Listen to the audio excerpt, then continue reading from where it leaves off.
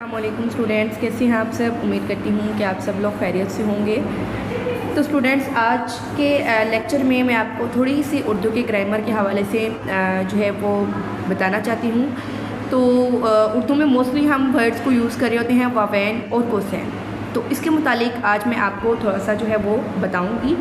सबसे पहले हम बात करते हैं वावैन की। वावैन में स्टूडेंट आपने कुछ ऐसे जुमले देखे होंगे जिनमें आप इन दो कोमास को यूटिलाइज़ करते हैं।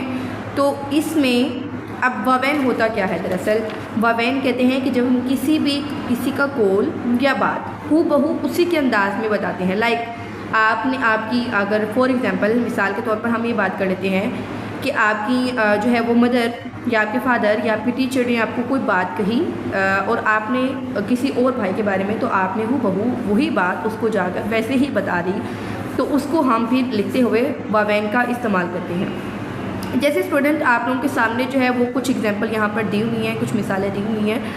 सबसे पहले हम मिसालों को गौर से पढ़ लेते हैं, फिर हमें जो है वो वावैन के बारे में भी सही से जो है वो गाइडलाइन मिल जाएगी।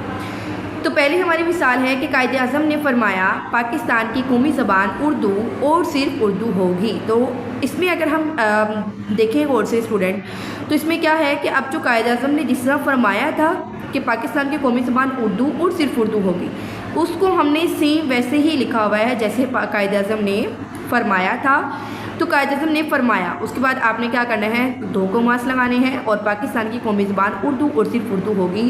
क्योंकि आपने कायदे आज़म का जो फरमान है उसको हू बहू बयान किया है, तो उसको हम क्या करते हैं, कोमास में लिखते हैं और इसको हम कहते हैं वावैन। ठीक है स्टूडेंट्स। उसके बाद देखें अगले उस पर चलते हैं। आमना ने कहा मुझे नई किताबें चाहिए, यानी अब आमना ने जो भी कहा हम उसमें कोई भी चेंजिंग करके नहीं बता रहे, कोई भी तब्दीली करके नहीं बता रहे, हमने सेम टू सेम हम बिल्कुल एग्जैक्ट वैसे ही बता रहे हैं जो आमना ने कहा है। जैसे आमना ने क्या कहा है कि मुझे नई किताबें चाहिए, मतलब इसमें हम क्या करते हैं कि जो शख्स अपना जो भी कौल या बोल रहा होता है, जो भी कह रहा होता है, हम उसको बिल्कुल एज इट इज़ वैसे ही जो है वो लिखते हैं। तो उसके लिए हम क्या करते हैं, कोमास का इस्तेमाल करते हैं और उसको हम वावैन कहते हैं। होपफुली आपको वावैन की समझ आ गई होगी। ऊपर दिए हुए जुमलों में अलामत वावैन को नुमाया किया गया है जब किसी का कौल या बात हूबहू उसी के अंदाज में नकल करना मकसूद हो। नकल करने का मतलब क्या होता है कि हमने जिसने जो बात कही है हम बिल्कुल एग्जैक्ट वैसे ही लिखें, उसमें कोई भी तब्दीली की नहीं करें, तो उसको क्या कहते हैं, हम वावैन में लिखते हैं। स्टूडेंट, दूसरी हमारी बात है कोसैन की। तो कोसैन नॉर्मली जो है हम कह सकते हैं कि हम ब्रैकेट्स को बोलते हैं। स्टूडेंट, अब देखें ब्रैकेट में हम जो है क्या लिखते हैं, पहले हम कुछ मिसालें देख लेते हैं। डॉक्टर अब्दुल कदीर खान, अब ब्रैकेट में क्या लिखा हुआ है कि एटमी साइंसदान भोपाल में पैदा हुए। तो स्टूडेंट इसमें जो है वो डॉक्टर अब्दुल कदीर खान के साथ उन्होंने हमें ये भी बता दिया कि डॉक्टर अब्दुल कदीर खान दरअसल है कौन है वो, एटमी साइंसदान। मतलब वो एक ऐसे साइंसदान है जो कि क्या करते हैं, एटम जो है उनके बारे में उनके पास नॉलेज है, एटमी साइंसदान है। तो वो कहाँ पैदा हुए, वो भोपाल में पैदा हुए हैं। तो स्टूडेंट इसमें हम क्या कर रहे होते हैं, हम कोसैन का इस्तेमाल कब करते हैं, जब हम किसी भी शख्स के बारे में कुछ इन्फॉर्मेशन देते हैं। लाइक डॉक्टर अब्दुल कदीर खान को तो पता चल गया, बट वो हैं क्या, वो हमने ब्रैकेट में राइट किया हुआ है कि एटमी साइंसदान है, तो उसको हम क्या इसको क्या बोलेंगे, कोसैन बोलेंगे। अब दूसरी मिसाल जो है वो देखें, मैंने डॉक्टर अस्मा।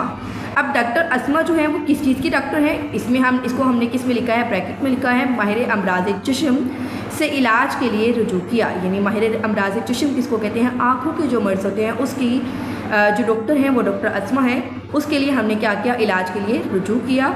तो स्टूडेंट इसमें हमें पता चल गया कि डॉक्टर अस्मा दरअसल हैं कौन, और यहाँ पे हमें पता चल गया कि डॉक्टर अब्दुल कदीर खान कौन है। तो इन वर्ड्स को लिखने के लिए हम जिस चीज़ का इस्तेमाल करते हैं ब्रैकेट्स का, उसको हम क्या बोलते हैं, कोसैन बोलते हैं। ऊपर दिए हुए जुमलों में अलामत कोसैन को नुमाया किया गया है। कोसैन कोस की जमा है, कोस के मायने है कमान। अच्छा, कोसैन में दिए गए अल्फाज किसी अमर की वजाहत के लिए दिए जाती हैं जो असल इबारत का लाजमी हिस्सा नहीं होते। इन्हें जुमला मुतारज़ा कहा जाता है। मतलब वो ज़रूरी नहीं कि हम उसको राइट करें, मतलब जो हमारी असल इबारत है। लाइक अगर हम कहें कि माहिर अमराज चश्म, हम नहीं लिखते मैंने डॉक्टर अस्मा से इलाज के लिए रुजू किया, जुमला ऐसे भी ठीक है, लेकिन हम उसको मज़ीद तफसील से बयान करने के लिए हम क्या करते हैं, हम कोसैन का इस्तेमाल करते हैं, जिससे हमें पता चल जाता है कि डॉक्टर असमत जो है वो किस चीज़ के डॉक्टर हैं, ये डॉक्टर अब्दुल कदीर खान जो है वो कौन है। तो उसके लिए हम क्या करते हैं, कोसैन का इस्तेमाल करते हैं। जुमला मुतारज़ा की अलामत ब्रैकेट जुमला मुतारज़ा को आम इबारत से अलग करने के लिए इस्तेमाल की जाती है। तो स्टूडेंट नीचे अब मेरे ख्याल से आपको वावैन और कोसैन की बहुत अच्छे से समझ आ गई होगी। अब हम क्या करते हैं, नीचे हमें कुछ जुमले दिए हुए हैं, उनमें से हमने बताना है कि अलामत वावैन कहाँ लगेगी और अलामत कोसैन कहाँ लगेगी। तो सबसे पहले देखें, ईद उल फितर मीठी ईद यकम शवाल को मनाई जाती है। अब ईद उल फितर आप सब लोगों को पता है कि ईद उल फितर को क्या बोलते हैं हम, दूसरा नेम क्या है, मीठी ईद। जैसे ईद उल अज़हा को क्या बोलते हैं हम, बकरा ईद बोलते हैं। तो इसी तरह जो मीठी ईद है वो इसका हम बोल सकते हैं कि इसका सेकंड नेम है। तो इसको हम अलामत कोसैन में यानी ब्रैकेट्स में राइट करेंगे। हमने वादी कश्मीर जन्नत नज़ीर की सैर की। अब वादी कश्मीर जो है उसका सेकंड नेम क्या है, जन्नत नज़ीर। जन्नत नज़ीर मतलब क्या होता है, जन्नत जैसा। तो इसका मतलब है कि इसको भी हम किसमें, कोसैन में लिखेंगे। तैमूर ने कहा आज स्कूल से छुट्टी है। तो स्टूडेंट देखें वावैन में हमने क्या बात की थी कि हू बहू हम उसके जो वर्ड हैं वैसे ही लिखते हैं। तो तब हम क्या करते हैं, वावैन का इस्तेमाल करते हैं। अब तैमूर ने जो कहा उसको वहीं एज इट इज़ लिखा हुआ है, तो इसके लिए हम क्या करेंगे, वावैन का इस्तेमाल करेंगे। तो स्टूडेंट ये था आज का हमारा छोटा सा लेक्चर, जिसमें मैंने आपको थोड़ी सी ग्रामर के बारे में, उर्दू की ग्रामर के बारे में बताया, जो कि क्या है, वावैन और कोसैन है।